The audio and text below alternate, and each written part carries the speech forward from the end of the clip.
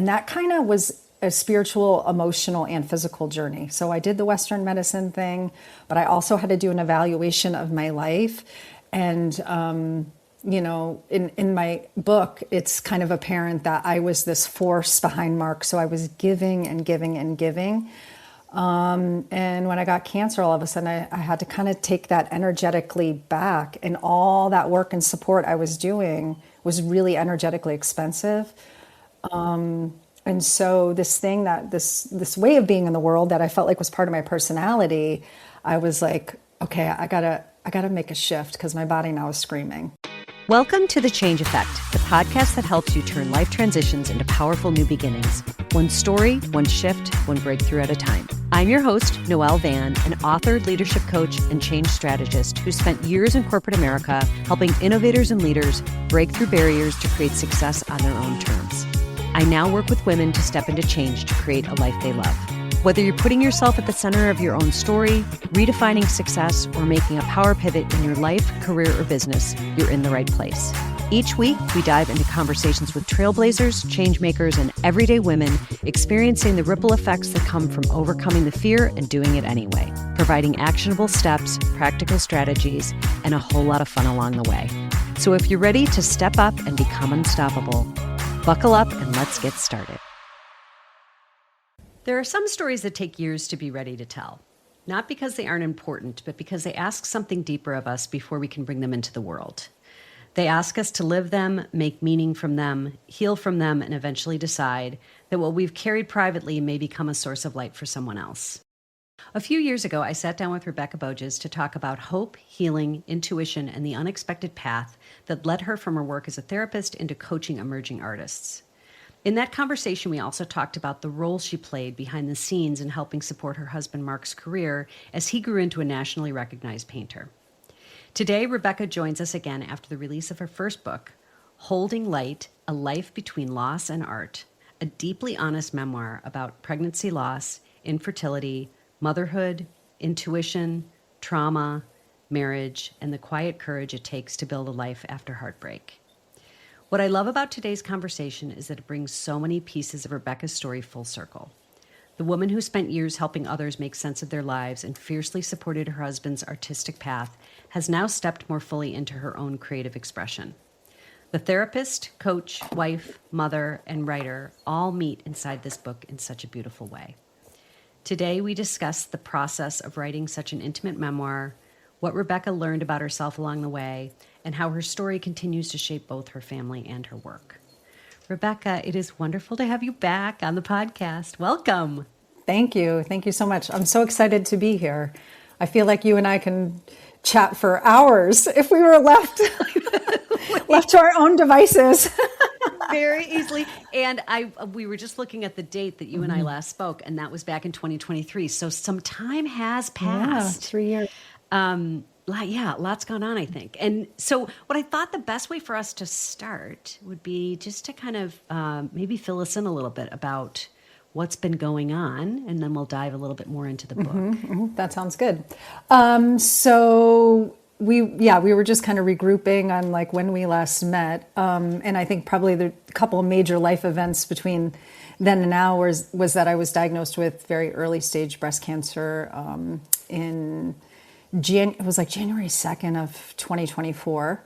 And then that sort of, I think, lit the final fire to get this book out the door. It's been a project that I've been working on probably for a decade. And the irony is not lost on me that I work a lot with artists, helping them grow their careers, get their work out the door. And then just like in my book where I'm kind of clinician and patient, I have now also been the artist and the coach and have sat on both sides of that. And, to get this thing out the door has really been, Mark has actually taken the role of coach and sat with me to make it all happen. So, it's been an exciting 2 years. Mark's career just keeps growing and his work just keeps getting better. And we've been working with artists together, creating groups where he kind of coaches the art side and I coach the business side.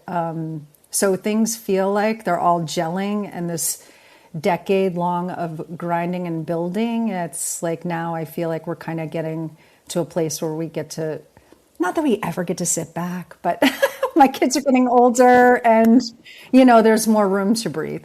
Yes. Well, and the thing that I love too, just about the story and kind of the arc of your story with Mark, and I might have even misspoke when I said nationally. He's obviously internationally He's known now. internationally I mean, he's known. all over the place. He's everywhere. And just to see that whole path that you took with him. And I mean, you and I, when we first met, I want to say, what was that, 5, 6 years ago? I can't remember when, and we were in our writing group, right? So I feel like I've been with you on this process more than most. And so tell us a little bit about, and first of all, the diagnosis obviously, I'm sure, is a life-altering situation, and I'm sure that the journey you went on was not an easy one. What did you feel like when you said that kind of lit a fire? What exactly do you think kind of happened there in terms of the book getting written after maybe coming to some realization about life in general? Yeah, I think just there was a history of cancer in my family, so there was always this like anxiety that I was going to get cancer at some point. My mom and my grandmother both had diagnoses and were cancer free after that. But I talk about my intuition a lot, but my intuition, when I got to be like 40 and you're supposed to start regular screenings, I was just really anxious about it. And I had a really good naturopath, and she recommended the surgeon, and I went and met with the surgeon. She's like, you're really anxious and there's nothing statistically here that's like, this is what's going to happen, but okay, you have dense breasts. Let's do ultrasound, mammogram, alternating 6 months. And then when I was 47, I went in for an ultrasound. It wasn't caught on a mammogram. And the surgeon, caught this tumor, and I was like, well, here we are. I had a feeling. And I was super anxious. And then I started like diving into stories of women healing from, much more advanced stages of cancer, and sort of the integration of the emotional, the spiritual, and the physical, and had to kind of come up with making meaning of it for myself and how I was going to heal. And that kind of was a spiritual, emotional, and physical journey. So I did the Western medicine thing, but I also had to do an evaluation of my life. And, in my book, it's kind of apparent that I was this force behind Mark. So I was giving and giving and giving. And when I got cancer, all of a sudden I had to kind of take that energetically back, and all that work and support I was doing was really energetically expensive. And so this thing this way of being in the world that I felt like was part of my personality, I was like, okay, I gotta make a shift because my body now is screaming. Can I ask you about that though? Because when you say it was like you kind of got down to the business of making that happen, when you think of what was holding you back, and I mean, there are things to do, right? There's support to give, there's kids to take care of, there's all those kind of things. Was there something that you felt was holding you back from getting it out the door? Or was it more just like, I just didn't have time. I just wasn't really putting myself first? I think probably all of that. I think I was really busy, but unconsciously, I think I just was prioritizing all these other things. And I work a lot with clients that are like, I don't have time. It's not that we don't have time, it's how we're prioritizing our time.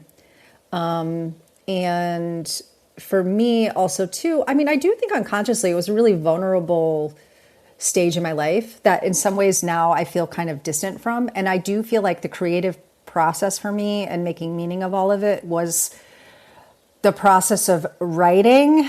And so once that was done, it was kind of like the reward around it was done for me.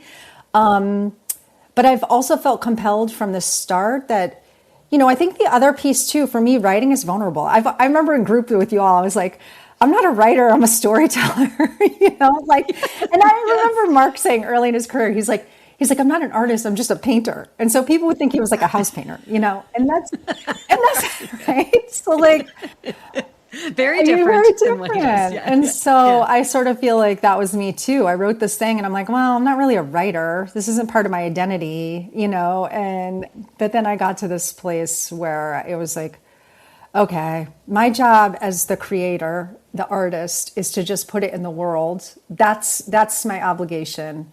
And then what happens to it after that is really none of my business. So, Right. yeah. Right. But it's kind of back to that concept of like, once you create the thing, you just got to ship it. Yeah, you do. And it takes a village. I think, and this is like in working with artists too, like they'll bring their paintings into groups and we'll all kind of look at them and kind of let them know, how we feel. But a lot of what I do for the artists too is like giving them hope that like, you just need to get this out the door. Right? Like a lot of people are having positive feelings about your work. We just need to help you get it out the door. And sometimes I think it does take a team or a village. And I talk about that with Mark. And then for me too, it was like I had the group, the coaching group, and then that helped me get a chunk of the manuscript done. But then it was like I stalled out. And then that's when I finally said I think it was December, I was working on sort of the final touches and I was like, okay. I think I told you the story where I need a copy editor. I was like, that's the final step. I need a copy editor. And then I was sitting there and working and I found this dance class online at a local studio that I go to. And I'd never taken a contemporary class. And I just decided, I'm going to go, I need to move, I need to dance. I'm going to go take this contemporary class. And I showed up to that class and everyone's sitting in a circle and it was like a group of 8 women and everyone was invited to share what they were just coming from to kind of leave it so you could really focus on moving.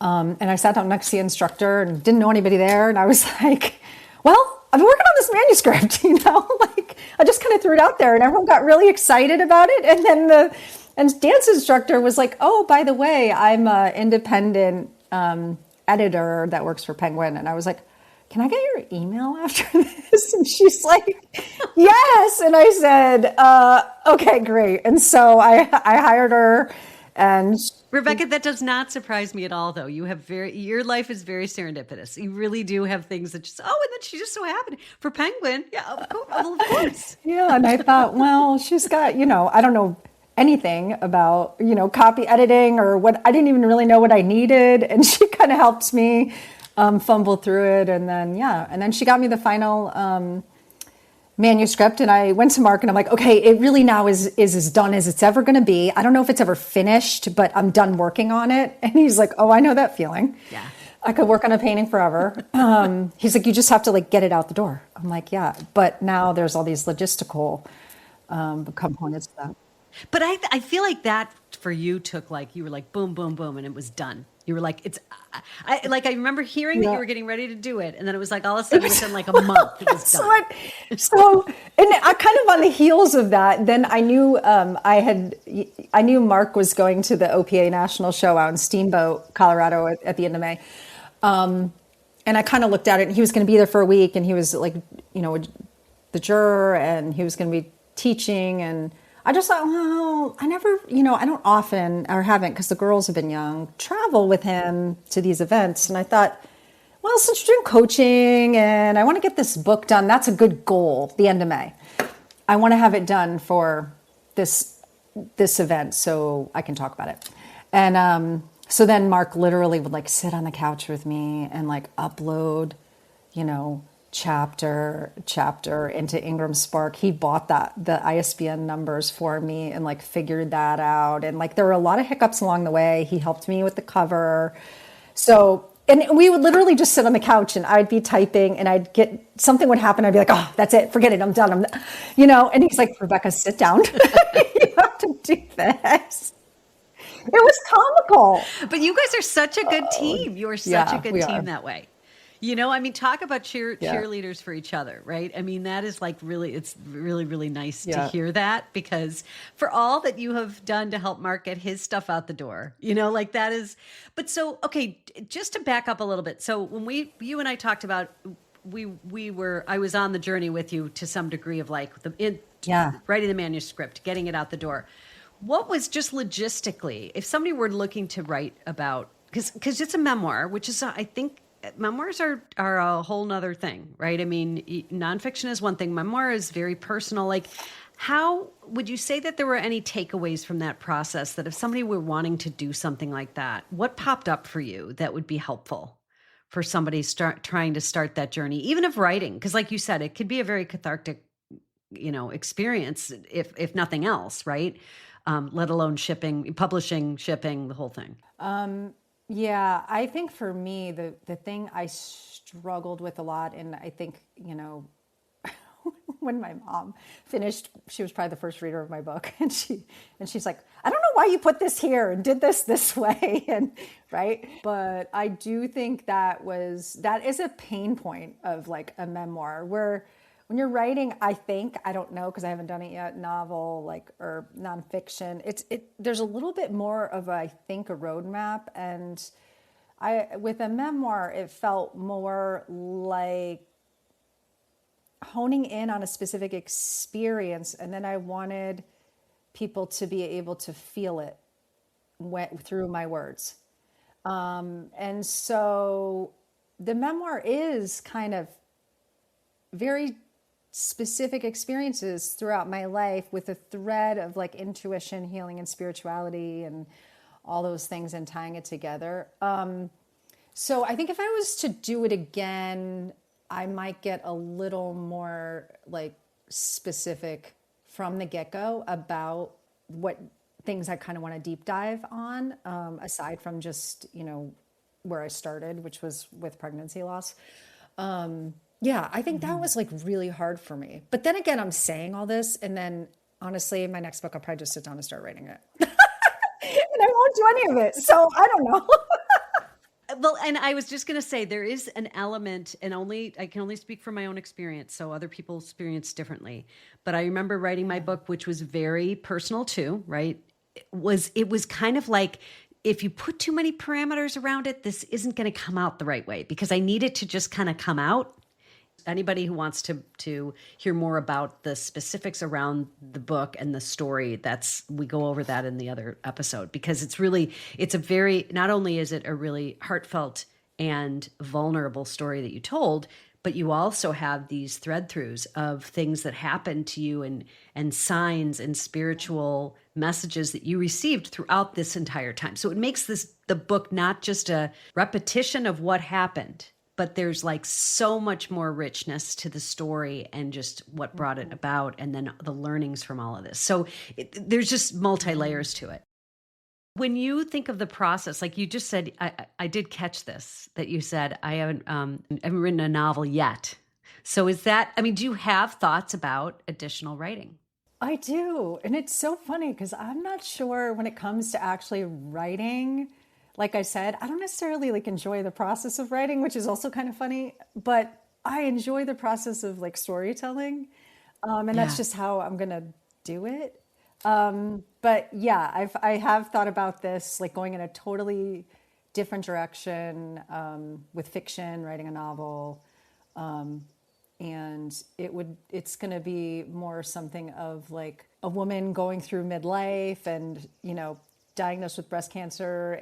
But then it's going to open up this whole, I think, world of like, I'm going to deep dive into midlife dating, and maybe some hot sex, and, just like total different direction than, the meaningful and hopeful and somewhat, grief-laden memoir that I wrote. I feel this need to go like in a totally different direction that's, lively and fun and playful. And I think just using, a lot of my work in therapy, like I have for the last 20 years, I mean, what I talk to people about often are, the things that we feel like we can't share, like having significant loss, or infertility issues, or stillbirth, or having relationship issues, or wondering about sex. Like I spend a lot of time talking about sex with people in their relationships, because it's we're kind of repressed,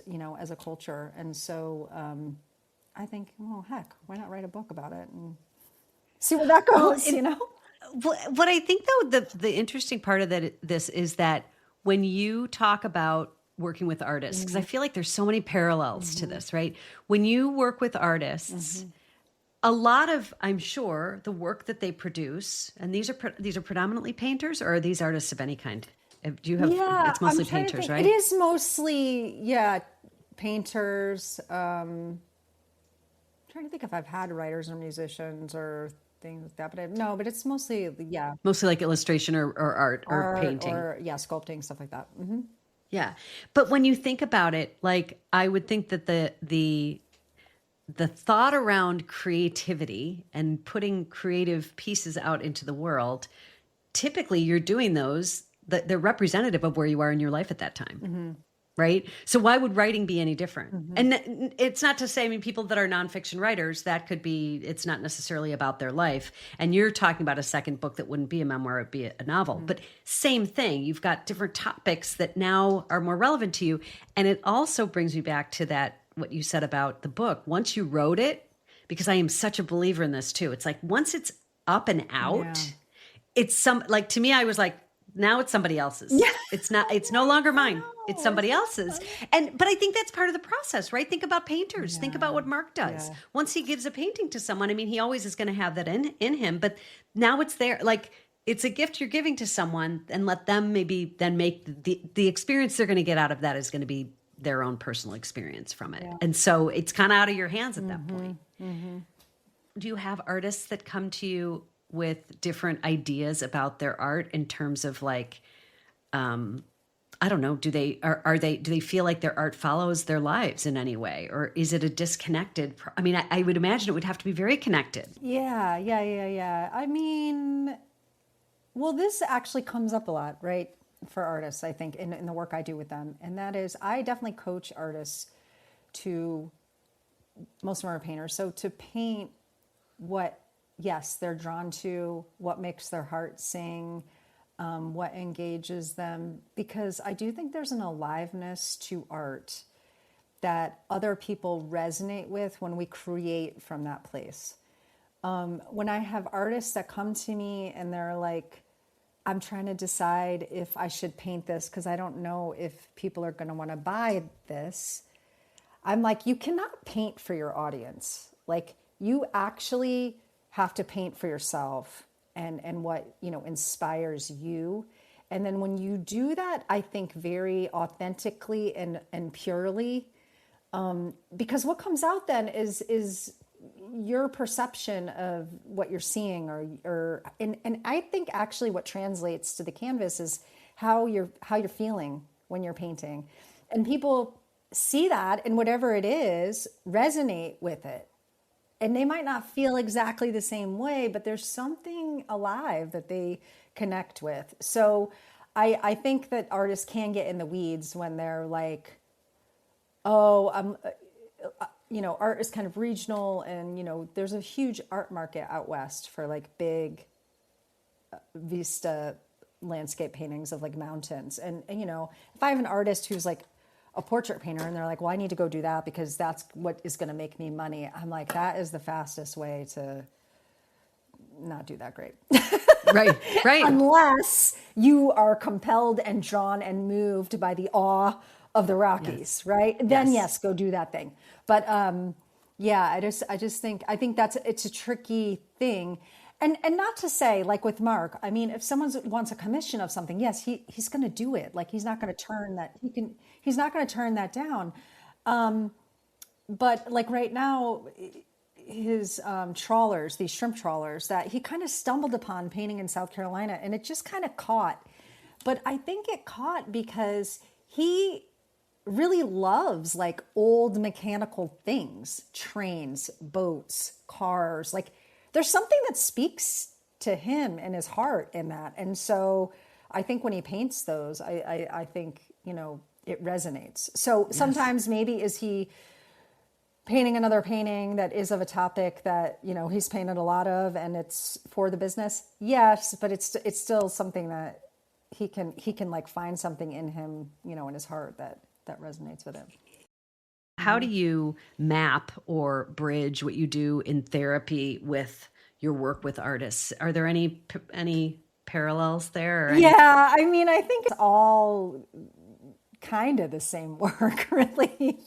It's being in relationship and listening to people's challenges and struggles and like where are the hiccups and like you said, where can I help them build a bridge to the next step in their careers? And I would say, the other big thing that artists come in with is, am I good enough? And that's like, and that if we extrapolate that, and I'm sort of now crossing over to like therapy land, I generally think that's what most of us struggle with is like, am I lovable?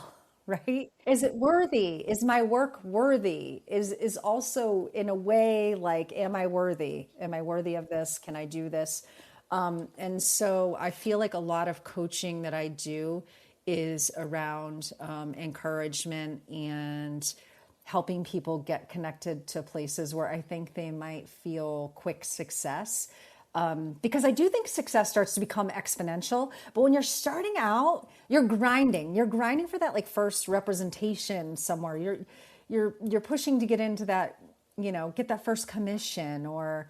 And so a lot of what I do with artists is having them focus on where they are already experiencing success. So when they're coming to me and they're like, I don't have an Instagram account and following, I'm like, I don't either. It's okay. Yeah. That's not going to be your jam. Like, that's not how you're going to sell your work. And that's fine. For some people, they're really brilliant at that. Some people might come and be like, well, I've got this huge Instagram following, but I'm not in any galleries. I'm like, well, are you selling your stuff on Instagram? Well, yeah. Well, then great. Let's do more of that. Right. So there's this like diversion to how I think I'm supposed to be doing my business and how I think I'm supposed to be making money at art. And then it's like, as an artist, I'm turning away from what's actually working. Yes. And my goal is to be like, wait a second. Let's go back over here. Like. Are most of the artists that come to you people that would say, and I quote from you when you were like, I'm not really a writer. Or when Mark would be like, I'm more of a painter. I'm not really an artist. Like, are they within that realm, or are they all in?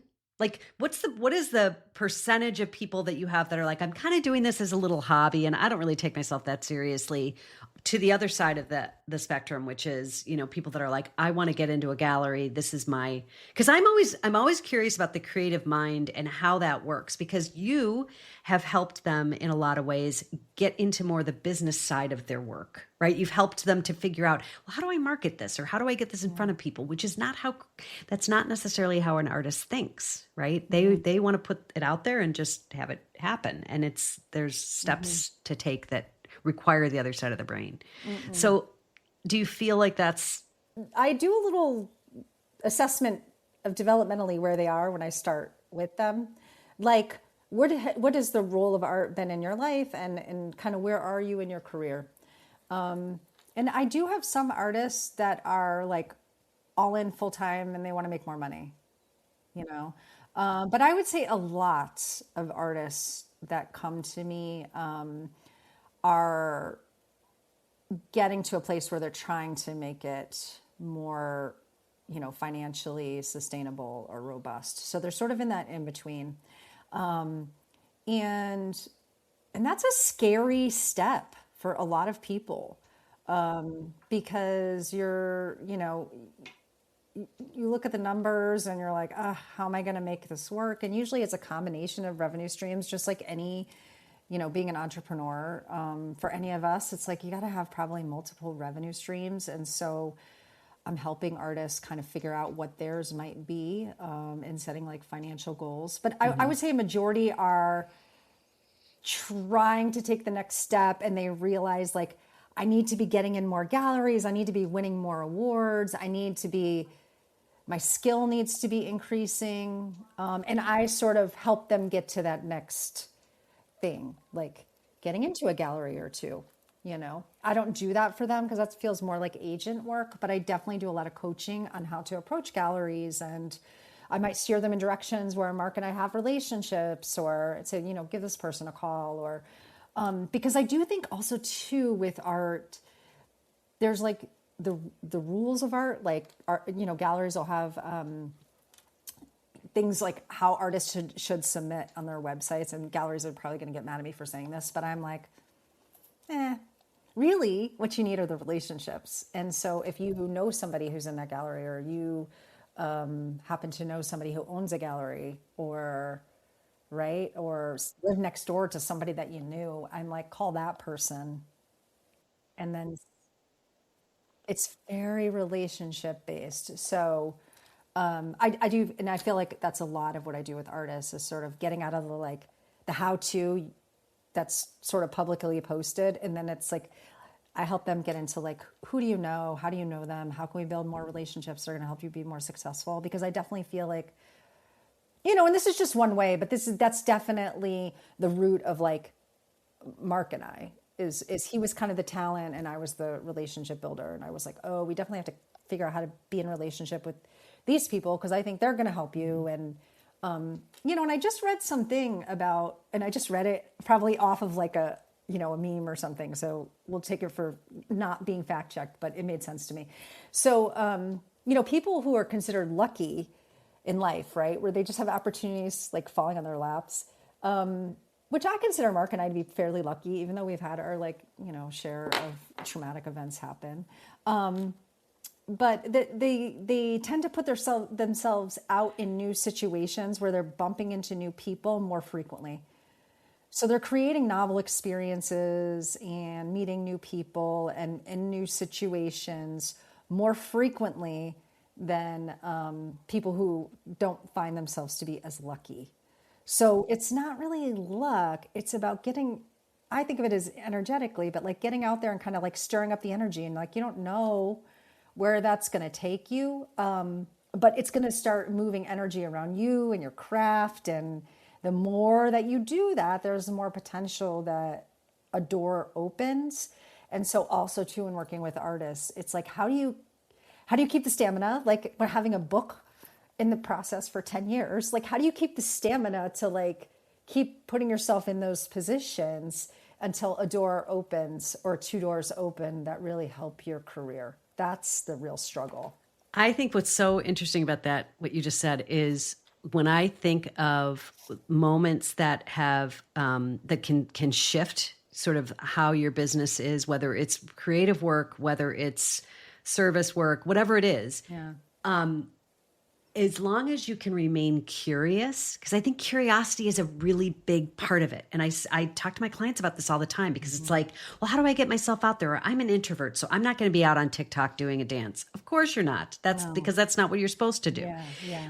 But if you can remain curious enough to be open to whatever comes your way, and I would also say and be able to reach out and cultivate those relationships that maybe you've had in the past several years that you haven't gone back to, or maybe it's about meeting new people and going to an event that would it doesn't even necessarily have to be directly related to what you do. Mm-hmm. But I so agree with you that the more you're talking and expressing what you do and what you're about, the more that energy gets stirred up around you in a different way.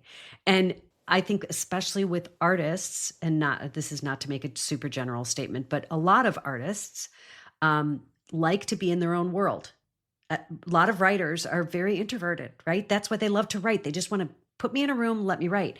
Yeah. And I think it's, and a lot of it, right? It's fear of rejection. Like, I don't want to call a gallery because I don't want to hear no. I mean, when we moved to Vermont, I contacted probably, at the time, there were a lot more galleries, 20 years ago than there are now here, but I probably contacted 20 galleries. I only heard back from one. But then that was like the doorway in Stowe. And then that relationship worked for a while, and then it didn't. And then we found another, gallery to represent Mark's stuff in Stowe. But then that led, I think, to the Bryan Gallery, which is like a nonprofit in Jeffersonville. So like, it just kind of, Well, I think that your arrangement with Mark was a really good one and a brilliant business model, because when you think about it, You know what I mean? You knew that he had the talent and you were out there talking and in the way that you do, Rebecca, which is very like, I feel like the reason why your life is so serendipitous, which I said earlier, and I believe truly, is Mm-hmm. you're not really even looking for it. You're just having conversations. And then all of a sudden you're like, and then she just so happened to be with a top publisher. I don't know. She was in my class. It's just like, but it's that, but I think that the lesson there though, I think is like, keeping your eye on the ball is one thing, but being able to be not apathetic, because that's, I think, a hard thing to do and to really put into practice, but to be able to have enough distance to, just kind of move through life in a way that as things happen, you are open to receiving them, but you're not like clenched in trying to make it happen. It's like it's a very different, I think, a very different energy. Yeah, I mean, I think that that's part of, if there's a letting go, right? You're like, okay, Yes. this stuff is coming Yes. through me. I'm going to keep putting it out to the universe, and then how that, grows into my work or my career. I do feel like when we do that, the things that are meant for us come to us. Yeah. I'm holding on to this thought when you were talking about curiosity and compassion, or curiosity, and I was thinking, I say this a lot with clients, that in the relationship work too, I'm like, the struggles when we get stuck, it's because we've lost compassion and curiosity towards our partners, towards our friends, towards ourselves. And so a lot of like this like hurdle that I'm talking about with artists, right? It's about having compassion for myself, that this is hard. So it's like I can do the hard Yeah. thing and it's going to be uncomfortable and I'm going to be okay. And how do I have compassion for myself that this is hard and I don't like feeling rejected, but I'm going to have courage and do the hard thing, Right. right? So, So, Rebecca, what are you up to now? So, you're working with artists still. You're still in your practice, correct? yep, I see clients, I work, on the therapeutic side. I see individuals and couples, I'm doing a lot of relationship work these days. And then I also do coaching for artists. And yeah, running groups with Mark, and continuing to do that work. So it's super fun. And also too, in this process of when I was talking about getting diagnosed with cancer and I sort of energetically had to pull back. I mean, I am not doing I have really kind of redirected my energy now to other artists versus like Mark. Like Mark he doesn't need me. He's doing just fine. He's doing just like he doesn't Yeah. need me, and not that he needed me, but yeah, he's really solidified his career and has a voice through his work, and has the relationships, and yeah, so I feel like I get to sit back, and working with him and doing the groups is really fun because Yeah. I'll sit in with like critiques, and even though I'm not an artist, I guess being around Mark's work for so long, I can see things like in people's art, and not like critique like an artist could critique, but yeah, it's definitely fun. It's definitely fun to sit with Mark and like hear what he has to say, and is that how I see it? Sort of Yeah. in being influenced by him, for so long. Do you find just because of the experience that you had with Mark and his career, like if you had a new artist coming to you and not really not knowing how to start and they're good, right? So it's kind of like a Mark situation. What was the first sort of turning point that you saw in Mark? Like what was it that you saw? Because you guys went through a journey in getting his work out there and Yeah. like was there ever a shift that you saw in him where he finally he wasn't calling himself a painter anymore? He was shifting that a little bit because I feel like that's kind of I mean, Yeah. that takes time, that takes energy. And I mean, if you were to talk to a new artist who was like, I don't want to, this is too much. Like, what kind of advice, just in general, would you give to Yeah. them, knowing what you've seen with him and where he started and Yeah. then how he is Yeah. now? Yeah. And this probably is to life too, right? Is if I see, and I'll tell honestly, and there's only been a couple artists that have come to me, and I'm like, maybe go. hone your craft for like, another year and then come back. Because I do want my artists to be successful and in it, but I would say majority, 99% of the time, people come to me, they are good, but they don't think they're good enough. So I would, the biggest thing is how you feel about your art is kind of irrelevant. And you can't let that be like how you feel about your work, or how you feel about yourself as a marketer or a business person. You can't let that be the driving force. Like you have to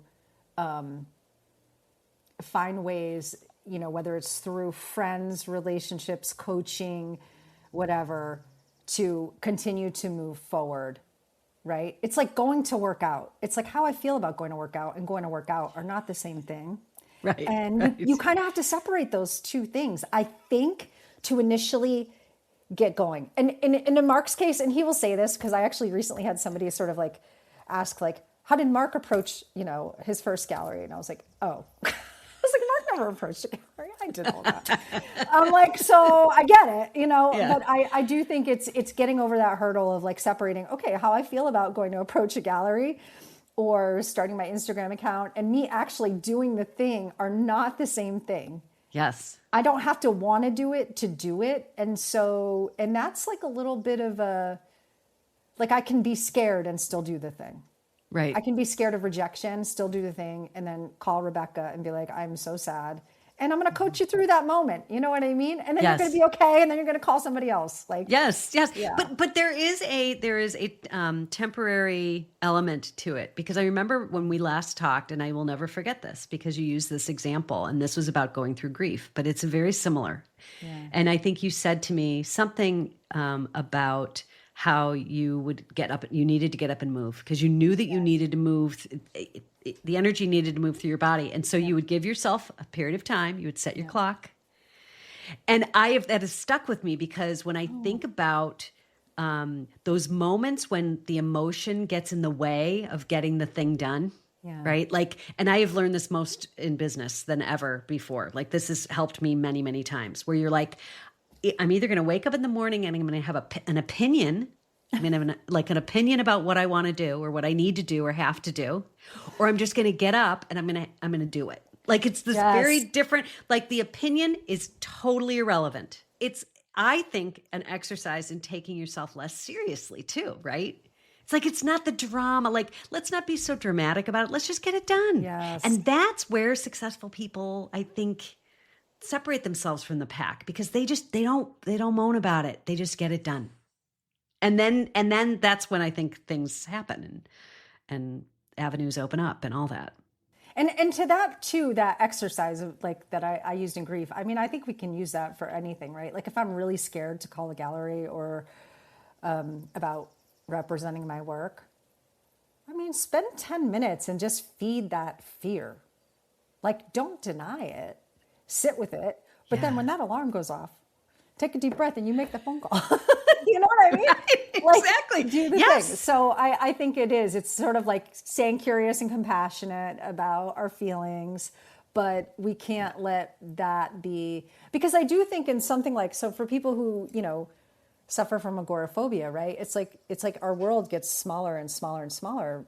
And it's true because the more we're out there, the more positive things can happen, but also there's more loss and there's more grief. And so we protect ourselves by making our world really small. And I think that, like you were saying, when you have something so vulnerable as your art and you're trying to go put it out there, it's like we're opening ourselves up to some deep grief.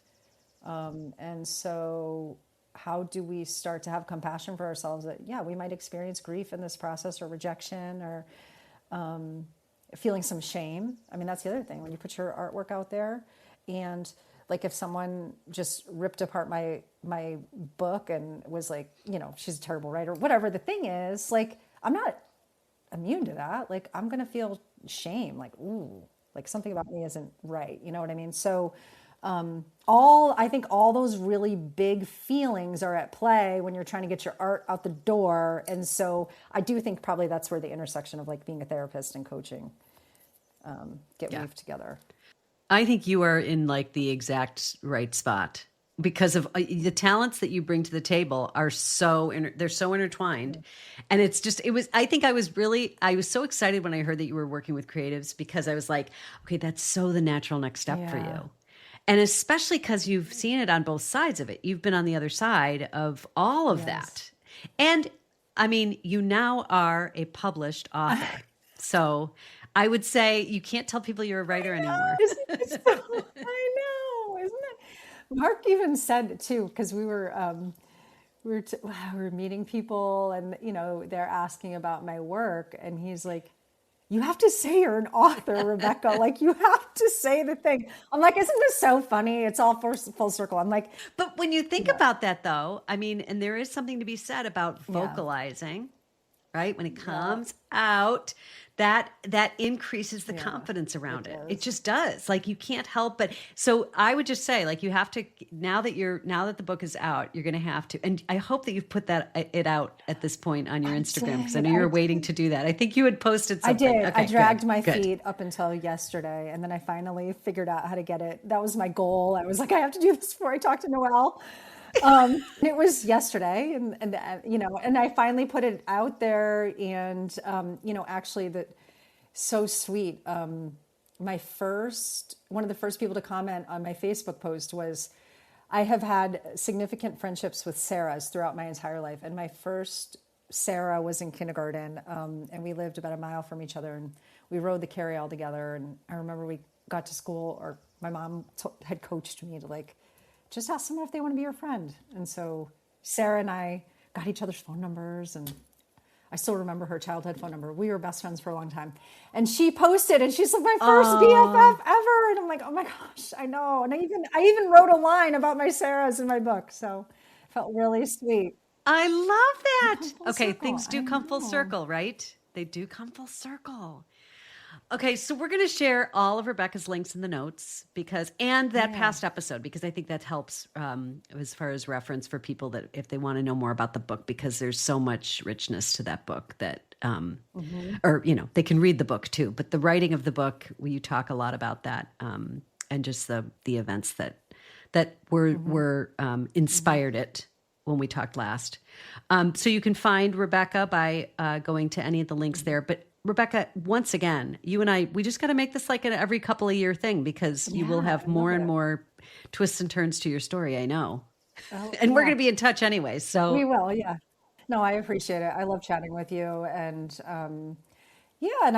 and for me, it's fun to talk about what I do. It's so inspiring. I mean, I feel like part of what I really get out of the work I do is there's a little bit of magic in it, and there's a lot. And I love being, and I love seeing people be successful, achieve their goals, and whether it's interpersonally or art or whatever the thing, it continues to inspire me, So I feel very blessed to be able to do the work that I do. That's awesome. And everybody who gets to work with you is pretty blessed too. So. Oh, thank you, Noelle. Of course. All right. So that's it for now. Until next time. Thank you for listening to The Change Effect. You can find us on Spotify, Apple Podcasts, or wherever you get your podcasts. Be sure to subscribe and leave a review if you enjoyed this episode, so more women like you can find us and take their next step toward creating a life they love.